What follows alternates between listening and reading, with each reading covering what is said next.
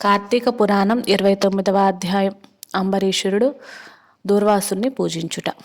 ద్వాదశి పారాయణము. ఆత్రి మహాముని అగస్త్యు వారితో ఈ విషయంలో సుదర్శన చక్రము అంబరీషుడిని అభయమిచ్చి ఉభయులను రక్షించి భక్త కోటికి దర్శనమిచ్చి అంతర్ధానమైన వైనం చెప్పి తిరిగి ఇట్లు నుడవనారంభించెను.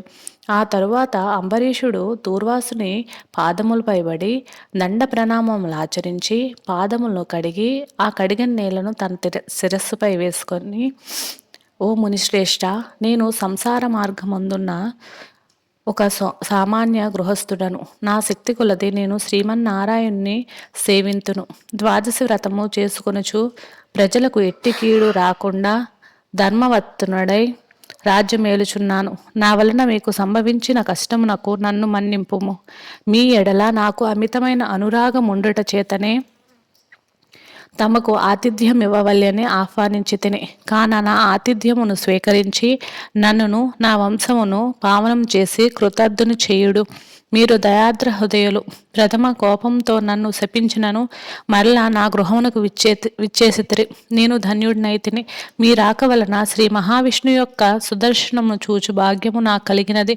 అందుకు నేను మీ ఉపకారమును మరవలేకున్నాను. మహానుభావ, నా మనో సంతోషముచే మీ మెట్లు స్తుతించవలె నోట పలుకులు రాకున్నవి. నా కండ్ల వెంట వచ్చు ఆనంద బాష్పములతో తమ పాదములో కడుగుచున్నాను.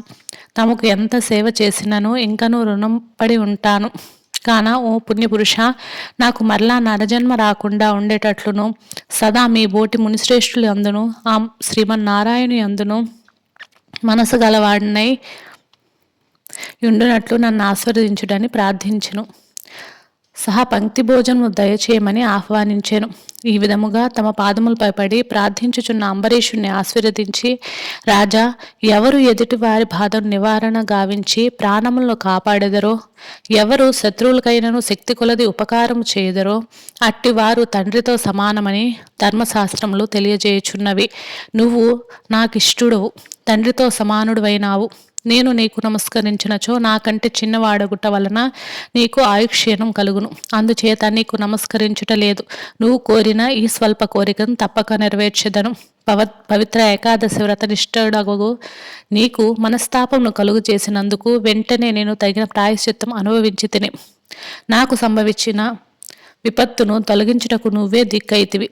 నీతో భోజనం చేయుట నా భాగ్యముగాక మరొకటి అగునా అని దూర్వాస మహాముని పలికి అంబరీషుణ్ణి అభిష్టానం ప్రకారం పంచభక్ష పరమాన్నాలతో సంతృప్తిగా విందారగించి అతని భక్తిని కడుంగగా ప్రశంసించి అంబరీషుని దీవించి సెలవు పొంది తమ ఆశ్రమంకు వెళ్ళిపోయెను. ఈ వృత్తాంతమంతియు కార్తీక శుద్ధ ద్వాదశి దినంబున జరిగినది. ఓ అగస్త్య మహాముని, ద్వాదశి వ్రత ప్రభావము ఎంతటి మహత్యము గలదో గ్రహించితివి గదా. ఆ దినమున విష్ణుమూర్తి క్షీరసాగరమందు శేషశయ్యపై నుంచి లేచి ప్రసన్న మనస్కుడై చేసిన పుణ్యము ఇతర దినములతో పంచదానములు చేసినంత ఫలితమును పొందును.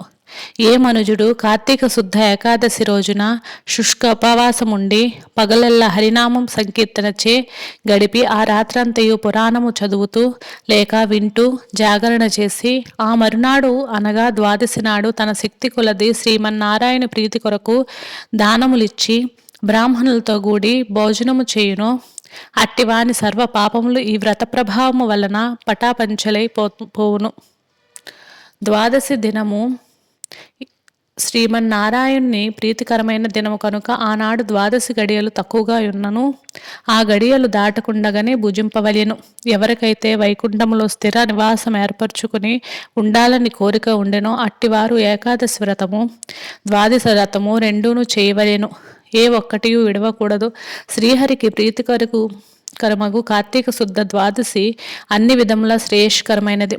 దాని ఫలితము గురించి ఎంత మాత్రము సంశయింపకూడదు. మర్రి చెట్టు విత్తనం చాలా చిన్నది అయినను అదే గొప్ప వృక్షమైన విధంగా కార్తీక మాసంలో నియమాలు సారముగా చేసిన ఏ కొంచెం పుణ్యమైనను అది అవసాన కాలమున యమదూతల పలుకు కానీ యాక కాపాడును. అందులకే ఈ కార్తీక మాస వ్రతం చేసి దేవతలే గాక సమస్త మానవులు తరించిరి.